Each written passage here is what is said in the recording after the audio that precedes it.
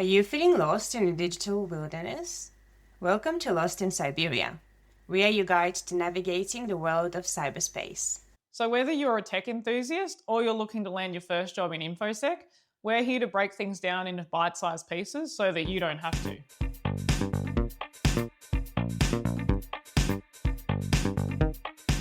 Welcome back to another episode of Lost in Cyberia. We're your hosts, Annie-Mei and Anika.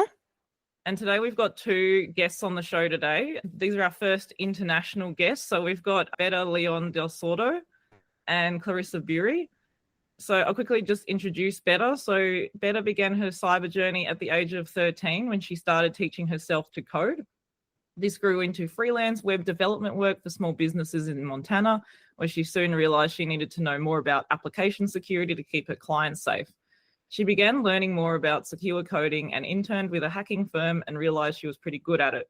After completing a master's in cybersecurity at Georgia Tech, obtaining certifications such as the G-Pen and working her way up through pen testing, Betta is now working as a lead application penetration tester at OnDefend. Her areas of expertise include application security, secure code review, cloud security, and AI hacking. Betta is very involved in the cybersecurity community and with organizations that support women in technology. She has been a mentor for 9 years with Technovation, an international girls coding program, and is an organizer and speaker for organizations promoting diversity in technology, including RTC, WESIS, WISP, and WSC. That's a lot of acronyms. She is now a frequent conference speaker with talks at locations like the World Bank, DEF CON 33 and WESIS 2025. So welcome, Betta. Hi, thanks so much for having me. Can I just quickly get you to explain what those different organizations stand for? Totally, yeah. So WESIS, spelled WIYCS, I think, stands for Women in Cybersecurity. WISP is WISP, that's Women in Security and Privacy. RTC is Rewriting the Code. That's a group for just any young women in technology. And then WSC is Women's Society of Cyber Jiu-Jitsu. Technovation is an international girls coding competition. So a lot of different groups. Wow. Okay. Yeah, that's a lot. Okay, awesome. Well, great to have you. And welcome to Clarissa Beery as well, who is a cybersecurity pro focused on strategic advisory. She's worked at CrowdStrike, very topical, running tabletop exercises, and Rapid7, helping customers build their security programs. She is also actively involved in the hacker community at conferences, regularly attending and speaking at conferences, and organizing with the Blue Team Village at DEF CON, which Annie-Mei just came back from, and previously B-Size Cham. When she's not deep in security work or helping run cons, you'll probably find her messing around with RFID hacking or out hiking in nature. Welcome, Clarissa. It's a pleasure to have you. Yeah, thanks for having me. I'm excited to be here. Awesome. And for our listeners, because in our podcast, we are trying to simplify cybersecurity jargon as much as possible. Would you like to explain to them what RFID stands for and how are you trying to hack them? Yeah, so RFID, I mean, you can really think of it more as, at its simplest form, probably things like fobs or key cards that you tap to access buildings, usually has to do with access, so radio frequency identification. What you do to hack it is pretty cool because it's a little bit different from other types of hacking because it's about physical access, right? So you're not just remoting in somewhere, you have to find a way to open an actual door. And so it's pretty fun to figure out how to either, intercept the card talking to the readers or figure out a way to clone a card, that kind of thing. It's pretty cool. Yeah, it is very cool. The best of both worlds, physical and the digital. So what's the most interesting thing you've hacked into? Ooh, that's so fun. Yeah, actually, so at a lot of conferences, mostly in the US that I've been to, so a lot of the B-sides, they will have RF hacker villages a lot of the time. So there's a room, which, that's kind of how I got into this, where you can go in and actually learn to hack a lot of these different things. And so they'll have like a capture the flag, but you can also just sit there and learn. And so they'll have things like your regular key cards. They'll have, they even had some, Philips, the electric toothbrushes. They hack the actual toothbrush head because those even have like a Bluetooth enabled like component to it and a password that you can actually crack, things like that. It's pretty fun. I had a conversation with someone recently about smart toothbrushes. We were talking about IoT security. And I was like, why is everything, needs to be connected to the internet? So this is very relevant. Yeah. Yeah. My and this one toothbrush was has Bluetooth. Yeah. So I think the password on these toothbrushes is mostly to make sure you can't use a toothbrush head that is not from Philips Sonicare with the toothbrush. I think it's a little bit of like they want to make sure that you're using their product. So you can, 3D print your own. I'm not sure how you'd make your own toothbrush head. I'm sure there are knockoffs out there. And so you need the password to match with the toothbrush head. But what we did in the village was kind of crack it and figure out a way that you could use, the unique ID and the password to put a different toothbrush head on there, which was kind of fun. Wait, so you would then be able to control someone else's toothbrush?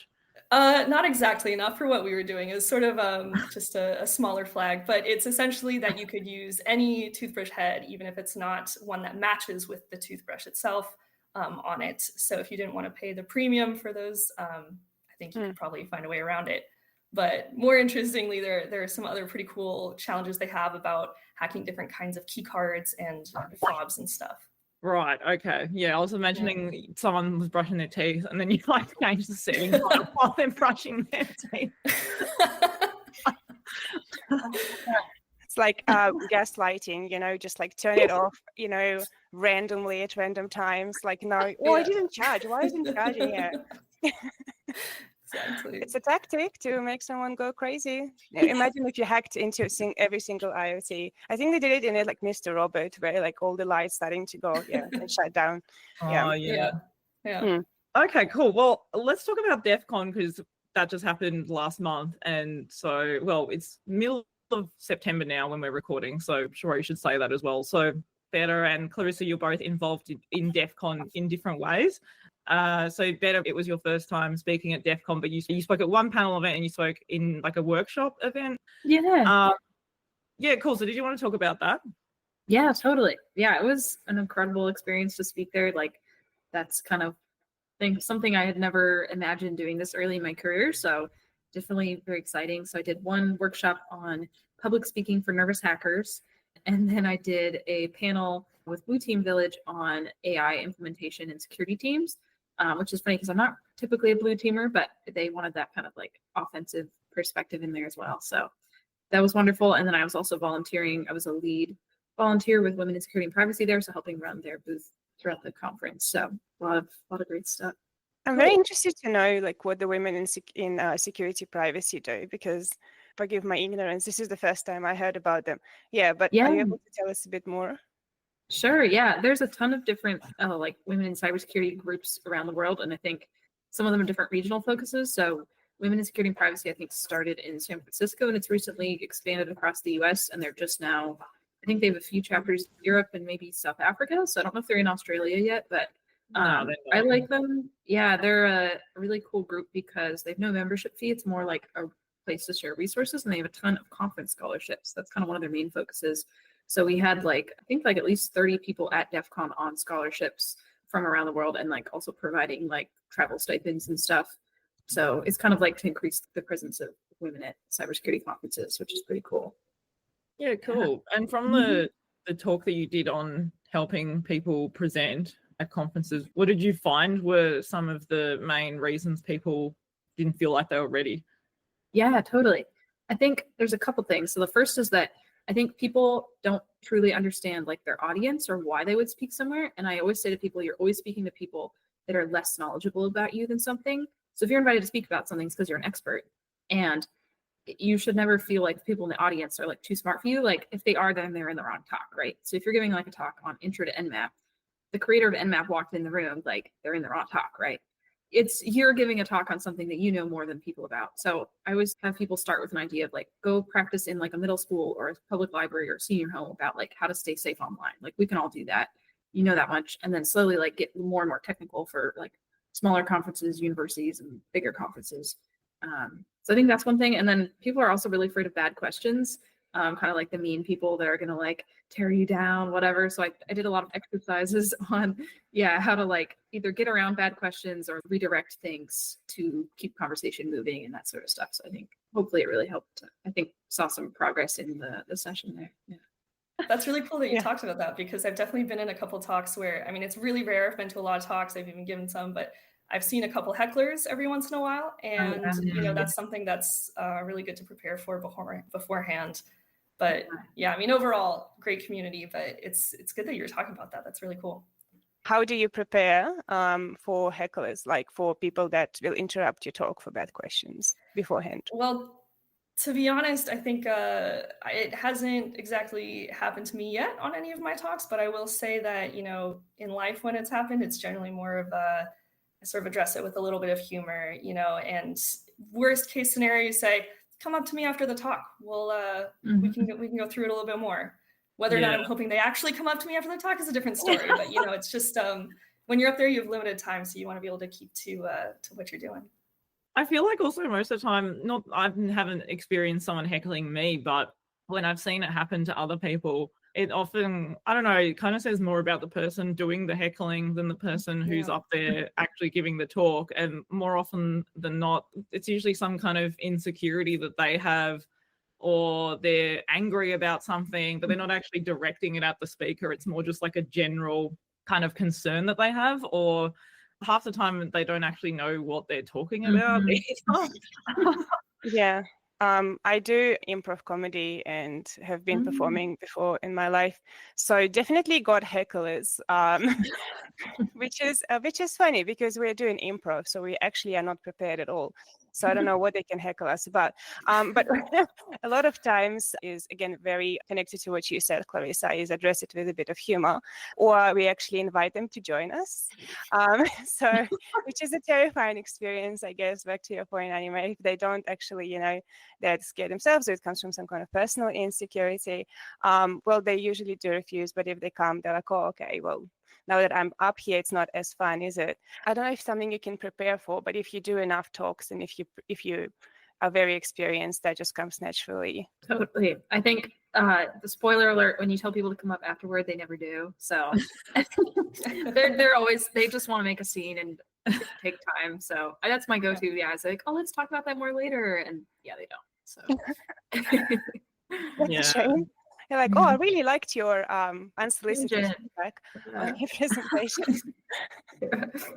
I also want to ask you, Clarissa, about your involvement with the Blue Team Village at DEF CON. So I guess for anyone listening who isn't aware, there's a lot of different villages that are run at DEF CON across a wide variety of different areas of cybersecurity, but then also little kind of niche communities too. So can you tell us about how you got involved with the Blue Team Village? Yeah, I mean, to be honest, the real answer is just that I kept showing up. I first met someone involved with Blue Team Village at a different conference, actually, and really just kept in touch with him. Ended up volunteering at a different conference he was involved in, and he saw that I was really excited about what I was doing. I was asking about more I could do, and then he sort of brought me into the fold to the Blue Team Village.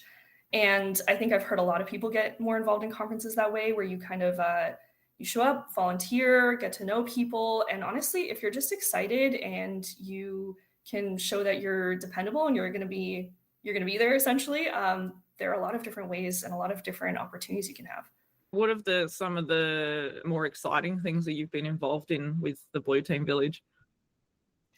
Yeah, I mean, a lot of exciting things, but for 3 years, I ran a big pool party in Las Vegas at one of the hotels. I went to one of them, which was really fun. Yeah, that was a really good time. But then also this most recent year, we got to do a really interesting panel, and it was a threat intel panel. And we had some very cool hackers from various parts of the community come and essentially talk about their insights on the industry, maybe some stories about their lives and their careers as well. And it was really cool because we did it under Chatham House rules, which, if you're not familiar, is really just no attribution. So essentially, if you're in the room, you're in the room, no recording, that kind of thing. And it was a really interesting event to put on, and it was really cool to see everybody come out for it. You were actually there, Annie-Mei. I was, yeah. Yeah. That was a very cool event. Yeah. Also the fact that it was in a hotel room, it was a very intimate environment. Yeah, we had a suite. It was pretty fun. But I mean, beyond that, I've just gotten to meet a lot of really interesting people. So a lot of the sponsors for Blue Team Village, gotten to know some of the, CEOs, founders of different companies in the cyber world, which was really interesting. So yeah, no, there was definitely some very cool events, which, yeah, thank you for inviting me to as well, because if I obviously wouldn't have known about it otherwise. But yeah, also Betta as well, you're obviously very involved with the cybersecurity community. And like Clarissa was saying, half of it's just showing up and getting people to know your face, right? And then they start recognizing you and they start inviting you to events. And the same things happen for me too. Half the things I've been invited to speak at is purely because I've just shown up to events, been involved, volunteered, put my hand up for things. And, you know, also posting on LinkedIn as well, people start to recognize you. So can you tell us about your involvement in terms of helping young girls and women getting into cybersecurity? Yes, of course.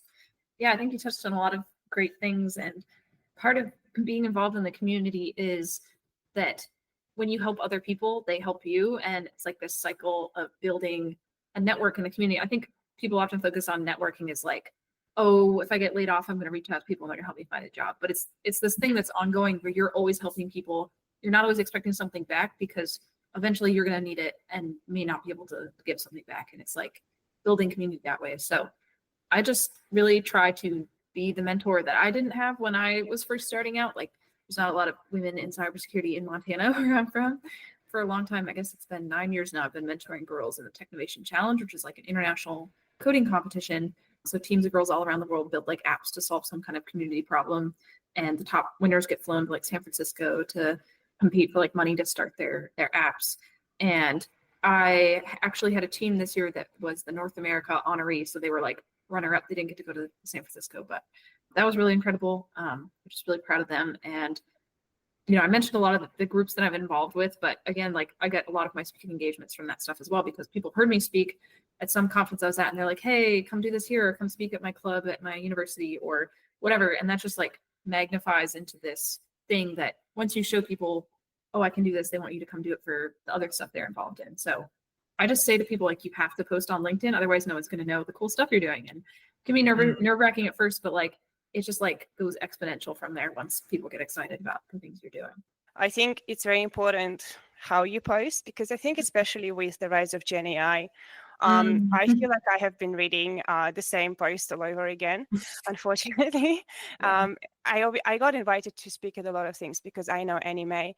We're doing a podcast together. So knowing the right people is very important, but also it's very important to be authentic, right? When you are posting anywhere on any platform or you are speaking, it's very interesting to people to know about your own experience rather than a cookie cut Gen AI prompt answer. And I think with the way that both of you speak about your experience is very unique, like, you know, getting into cybersecurity this way and then giving back to the community. But also you both represent, I guess, two different teams. Again, forgive my if I don't know enough, but Clarissa representing the blue team here, and then Betta representing the red team. And then I guess Annie-Mei and I represent the green team in a way. Got the whole spectrum. The whole spectrum is here. Yes. So maybe Clarissa, if you wanted to explain a bit about how does the blue team differ from the red team, but obviously you have experience in the red teaming as well, as I can see in here with RFID and other hacking. Yeah, I think professionally, career-wise, I've really worked on the blue team the whole time. So I started as a security engineer, which was really hands-on, kind of building secure architecture, really blue team stuff. And then I was doing proactive services, so working on preparing for an incident before it happens. And that was really fun doing the tabletops because I got to pretend to be an attacker essentially and figure out how someone would get into an organization and then go through that with that team. If you can explain what tabletop is to our listeners. Yeah, sure. Yeah, absolutely. So tabletop exercises, the way that we were doing them at CrowdStrike, at least, was we would come up with a scenario of how a hacker would get into an organization, something that they would feasibly do. And we wouldn't do any hands-on actual pen testing, right? So we weren't actually doing the red team stuff. It was all simulation based. And then we would go to the organization and essentially sit in a conference room generally and go through the scenario as if it was happening. So we say, you wake up on Monday morning, your security team sees this alert. How do you proceed from here? And then we give them more information as the situation progresses. And we would tailor that to their technical teams, to their management teams, and then also to the C-suite. And I was actually on a team that specialized in that C-suite side of things. I really like the kind of overarching organizational piece of it. But looking at how blue team there differs from red team, I think that on both sides of this, really, you have to kind of know about what the other team is doing, right? So to be an effective blue team member, you have to understand what goes on in red team or in attackers' minds and vice versa as well. But really, I think it's about framing sort of what you're focusing on to sort of like the goal that you have, right? So we're all looking to defend, but blue teamers are really working on meeting the attackers where they are, whereas red team, I think, is focusing on trying to see what it's like to be an attacker. Betta, do you want to talk a bit more about the red teaming, but also you do quite a lot in terms of, I guess, which is more of a newer area, which is like AI hacking. Do you want to talk a bit more about that? Yeah, I think like Clarissa said, there's a ton of overlap, and anyone who's like, you know, in cybersecurity, it's always good to learn about the other teams because like you all have to work together. And so for me, I have that kind of some of the AppSec background. So application security is like looking at sometimes the code and the back end and how things are set up in the cloud. And it's not just like traditional hack stuff and then you don't have to fix it. So it's some of like telling developers how to fix it more explicitly, like the actual code that they're going to need. And in terms of AI hacking, it's one of my favorite things. I've given several talks about that. Basically, people are throwing AI into everything. I mean, you've seen it now everywhere. A lot of websites will have like a little chat box that pops up in the corner. And a lot of times there's very little safeguards put on there because they just really want to get it out. They want to be the first to have AI and whatever. That little chatbot in the corner of like your website, you could get it to like give you a discount code, to get it to delete someone else's account. You could get it to like crash and take down, the website or just not be usable, that kind of stuff. So there's some things you can do, like prompt injection is the most common popular thing. It's putting into certain types of prompts that might have codes or commands. You might obfuscate it like different languages or emojis or underscores, that kind of thing, to get around like guardrails or instructions that's things that's been told not to talk about. But you can also just do like denial of service stuff. You can do pipeline poisoning, data poisoning, however the thing is like fit into the rest of the application. There's always a ton of vulnerabilities there because people just sometimes didn't even bother to test whether the APIs that it's connected to are also secure or if that's too much access. So I think it's just exciting because it's like really fun to play with, but also people are just rushing to get it out. And that's when you find the most exciting vulnerabilities because there's like very little safeguards. So because there was this case with, I think, one person that used Anthropic to hack 7 massive organizations. One of them was defense contractor. Yeah, it's horrible. Well, I mean, it's very exciting as well, I guess, in a way. And here from the green team perspective, this is fun for us because we are getting no, I guess, official, way to really test for this. And again, every time that AI is being put in, sometimes it can be very good and some the security of it, but also knowing the perspective of the red team, or for example, your perspective, Betta, right, on the security vulnerabilities of AI is very limited. You need to have probably special training for this as well and understand all the vulnerabilities. But my question was, getting to that, with a lot of like vibe coding, which is just, I guess, getting AI to write your code, do you foresee even more issues in application security with the code you use? Yeah. I'm actually giving a talk on this at CyberCon coming up at the end of the month. So I think it's called Insecure Vibes, secure coding for vibe coders. Yeah, because like basically, I'm seeing this all the time as people are like, oh wow, like the AI can write the code for me, and then they don't even bother to like read it, and there's like glaring security vulnerabilities. And now very junior people that have very limited coding experience are able to create stuff, which is awesome. But again, they don't know how to code at all. Yeah, right. They don't even know how to code, and they have no idea how to identify that. So I'm trying to focus on, for this, like people that are less technical and still want to use the tools. Like you can't stop them from using it; they're going to. But like teaching them the basic stuff about how to recognize that, and then how to prompt the AI. Like you can prompt it to be better. Like now consider security. Can you check, that this, complies with the OWASP top 10? Can you, double check the code for any security vulnerabilities? That is just like so much better for those people than them just like throwing things out there. So I'll show them how to recognize. And for team leads, I think I'm a lead now. Now I'm having to check the things that my team is writing and like being able to recognize when someone used AI, like there's emojis in the comments and stuff, and being able to just like teach other kind of leaders or managers like how to recognize when people on your team might not be writing everything themselves. So yeah. Are you seeing a lot of clients that have AI agents that they don't even realize are out on, on the internet, and they don't even realize that someone anywhere in the world could actually be trying to get information out of their organization. It's interesting because I only have one client right now. I'm like, just have a social media company that I'm working with. They have a very particular case about how they're using AI, but like I have people that I know in the industry are like, a lot of like small businesses are really just doing wild things because they don't even necessarily have a dedicated tech team. So the smaller the company, the more interesting stuff you see, but bigger companies have it usually like a little bit figured out, but you still find some things. Yeah, it's kind of crazy. I think OWASP is coming out with the top 10 for AI agents soon too. Like I know they've got the LLMs one. Yeah, apparently they're developing that at the moment. It's already an issue, but it's going to become so much bigger. Clarissa, with running tabletop exercises, looking at organizational change management, how do we prepare organizations and even like small businesses against the threats of AI and just other unforeseen or new technologies that are coming in, and teaching them the difference between rolling out something fast that apparently is going to be efficient to something that can hurt you?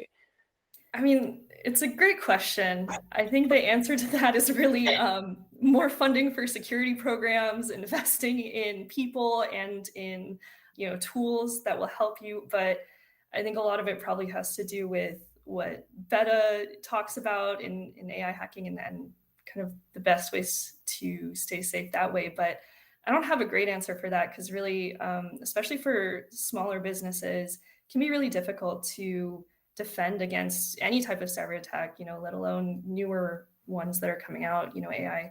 But yeah, I think that's a tough problem that's out there. But a lot of it is, trying to be solved by different, managed services providers, things like that, where you can kind of outsource the security if you're not able to fund your own security program in-house. Can be really helpful. And it's a hard question too, with like in terms of investing in people when especially big tech companies now are trying to reduce their headcount by using AI too. And some companies are trying to automate even, say, parts of their security operations center now, and being, saying, oh, we don't need like as many people now because we can automate large portions of our operations. So I think that's a hard thing too that's going to become a bigger problem. Yeah, and it's seen a lot. It's about really not including the technology or cybersecurity risk as part of your business risks. And so the right people are not in the room when decisions like this are being made, it's a culture change. That's why it's so difficult. Yeah, I think with the tabletop exercise, especially one thing that I saw over and over again, especially doing these tabletop exercise with management level and with C-suite level, people who are really smart and capable and have a vast depth of knowledge, just not in cyber. And that's not their job to. But when we got them in the room and we got them talking about what an event would actually look like, what the vulnerabilities in the company, what that could lead to in an actual real scenario, it helped really illustrate the threat. And it also helped them understand better when their security teams were going to ask for different tools or funding or headcount. They could understand more, where is this going? What is this actually protecting us from? And why should we invest in this? So it was actually really cool. A couple of times in the room, I actually saw in the middle of the tabletop exercise, some people were talking to the security team, realized that they didn't have the resources they needed to respond to the event. And they said, okay, we're going to talk after this. We're going to get you 2 more people at least. We'll find it in the budget. And in the room, just like that. And so I think these kinds of exercises really go a long way. People think it's really not important. And it's maybe not the most important thing you can do, but it goes a long way to get buy-in, especially the higher up the chain you go and the more separated from cyber and technical things people get. There is still a lot of bias into, okay, this is technical, I don't understand that. So yeah, or this is compliance. So this is a tick box exercise. This is not going to make me any money. Yeah, and actually having someone saying we are investing in you and seeing cybersecurity as investment is a major achievement. So I can understand your excitement in there. Well done. That's a massive thing. Were you in CrowdStrike when the big outage happened last year? I actually wasn't. No. So I had left a couple months before that. And yeah, I was texting some old coworkers saying, you must be having a really rough week right now. Good luck. Yeah, it would have been rough. Yeah. Although I guess the team you were in wouldn't have been directly involved? So no, because we were proactive services, so we really weren't directly exactly involved with the product itself much. We did use it, of course, every day, but it wasn't something that we were working super directly with. It was more about our customer relations, working with clients. And so because it was so client facing, I did hear that a lot of people on the team really had to stay on the messaging and figure out how to respond in that way and how to talk to people saying, you know, why should we still pay for these services, that kind of thing. But I think that they did a really good job of, you know, working it out and showing value in other ways and things like that. Anika, should we talk about how we literally got spoken to by CrowdStrike about an article that we wrote about them? So, not about them. Sorry? We didn't write about them. We wrote it. We no, used they them weren't. as an Sorry, example. yeah, the article wasn't about CrowdStrike. It was just they were mentioned in the article. Yeah. But yeah, we wrote an article for the Australian Strategic Policy Institute about actually what was the article about? The article was about the dichotomy between being technical and being non-technical in cybersecurity. Oh yeah, of course. Yeah. Yes, Annie-Mei brought up a very excellent example. I don't think very excellent is the right grammatic way to use it, but it was very excellent. And it was about basically, if you can use a fork, you're technical. So technical abilities can be taught. I think from both of your examples, you know, if you show up, you put your hands on the tools, you can teach yourself, you can find others to teach you. However, there are so many other skills that organizations need. They need a whole heap of skills in order to both protect us, but also being able to defend when an attack happens, for example, or something happens, because with CrowdStrike, it wasn't an attack. It was more of a, what we wrote was a problem with the code, and the testing of it didn't go properly because they created one more sensor, but they didn't allocate more space to it in the heap or the array or whatever they used, which I read and I thought was the case after the incident report. And yeah, that I also, and like from what was written in the report, and I had researched it. It wasn't like I just randomly wrote something. But yeah, I wrote it. yeah. I didn't just get ChatGPT to write it. But yeah, we got contacted by ASPI, being like someone from CrowdStrike has reached out to us saying that they were requested a few changes be made, and one of them was regarding how that they claimed that what we had written in terms of why the outage had happened was incorrect, and that also we hadn't put a capital S for the CrowdStrike. So I'd been written like CrowdStrike in, you know, lowercase. And we just ended up saying like, oh, okay, sure, like you can change it. But then what really annoyed me was a week later, I was listening to a podcast. I don't know if you guys know the Risky Business podcast, which is a cybersecurity podcast, which is run by two Aussie guys. And they had the same thing happen to them. Like CrowdStrike had contacted them being like, no, you said it was a bug in the code. That's incorrect, like blah, blah, blah. And then they actually like put their foot down. They're like, no, we're not going to change it because what you're saying is not correct. So, and then I was like, damn it, we should have done the same thing. Follow-up article about CrowdStrike specifically, you know, dissecting everything they put in. But I understand it's messaging, right? This is your reputational, yeah. And CrowdStrike has the money, right, to have a whole PR team that goes out every time an article gets written about them to be like, no, you can't say that about us. I think spell our name. God damn it, no. Yeah, luckily, I'm happy that I wasn't there when all that was going. It sounded like they were doing a lot of messaging, but they, when I was there, I do remember one thing they got really annoyed about was people would call them CloudStrike a lot, and they really did not like that. Like cloud or clown? Like cloud, like it was just okay. Not on purpose, right? They weren't trying to dig like CrowdStrike, but they just get the name wrong. Maybe because it sounds a bit too much like Cloudflare. Yeah. So I think they're pretty particular about the name and the branding and the marketing. So. Which makes sense, right? And it's good that they have good messaging as well, because it is very important for incident response. But I recently read an article about language, and we're trying to write something for ASPI about language in cybersecurity. And so the research found that when more of like jargon words are being used to describe incidents that people don't really understand, and it actually doesn't help them at all to understand cybersecurity or to protect them.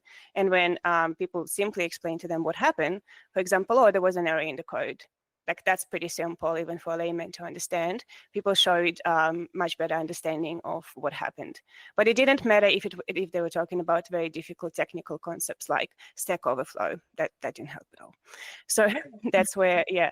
But there you go. Like I understand the messaging can also obfuscate it. Well, I guess we don't have much time left, but I did want to quickly touch on Europe, which I know you have some exciting news, Betta, but I quickly just wanted to touch, Clarissa, on you've recently moved to Berlin, and I know you've been to a couple of conferences. You went to B-Sides Frankfurt, is that right? Yep, that's right. Yeah, and you're currently looking for a job? I am, yes. So I've been to a couple different conferences here, met a lot of great people. B-Sides Frankfurt, I went to one called Cyber Squad in Berlin, and then B-Sides Berlin is coming up. But yeah, I am looking for a job. If you have anything in EMEA or building out something like that, proactive services consulting, strategic advisory, or honestly, I love going to conferences. So anything more along the lines of community engagement, developer relations, really working with customers, understanding and translating the technical for them, putting on events or conferences, or just regular strategic advisory stuff. That's sort of what I'm looking for. Maybe you should start your own conference. That would be pretty cool. So how do you find the cybersecurity industry in Europe? I know you haven't been there for that long, but compared to the US and maybe even the job market itself. So the job market and the industry I find fairly similar, but I will say what's different are the customers here in Germany. From what I can tell, there are a lot more smaller, medium-sized businesses here. And also from what I've heard from other people at these conferences, German companies are a lot more likely to self-host. They're not very interested in putting things in the cloud. They want to kind of have a lot more control over everything, whether that's cultural or GDPR related or anything else legal. Related, yeah. I think it's probably a lot of different things, but also from what I've heard, German customers like to know a lot more of the background, have a lot more reasoning laid out for them than people's experience with American customers or customers from other places, which is an interesting difference that, I also think I wasn't expecting. Yeah. Okay. Interesting. And Betta, you're going to be in Europe soon. So do you want to tell us your exciting news? Yeah. So hopefully by the time this comes out, I'll be announcing this, but I'm moving to Italy actually to work for Amazon Web Services as a pen tester. So I'm super excited about that. It's been, dream of mine to live in Italy for a long time. My partner and I have been working to get there, and super excited to finally get going. So I'll be definitely hitting up the European conference scene. Hope to speak at some like B-Sides, or maybe work my way up to like Black Hat Europe at someday. That would be awesome. But I'll still be coming back to US for, hopefully DEF CON every year. I'll probably be back for the Women in Cybersecurity conference in Washington, DC in the spring. So I'll be around and doing lots of online things as well. Did you apply for the job or did you get headhunted? I applied. It's been a mixture of like people encouraging me to, hey, check this out. And then, finally went and applied. Yeah. Cool. That's and whereabouts in Italy?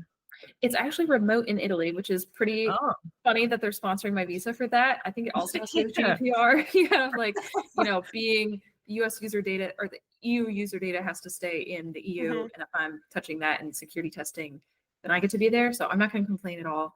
I'll be in Italy, but I will still choosing a place to land, but I think it's probably going to be Turin. It's probably going to be where? Turin, which is in the north, kind of near Milan. Yeah, I've been there actually. Oh, that's awesome. Yeah. Studying Italian as well? I speak Spanish very well, and I speak maybe like intermediate Italian. So I'm going to definitely be taking classes to get more fluent. So I mean, at least Spanish and Italian are pretty similar anyway, so you shouldn't have an issue. Yeah, I was speaking basically like Spanish, half Italian to Italians, and they understand what I'm saying. They just get upset, but like, you know what I'm talking about. That's really exciting. So do you know when you will be moving yet, or?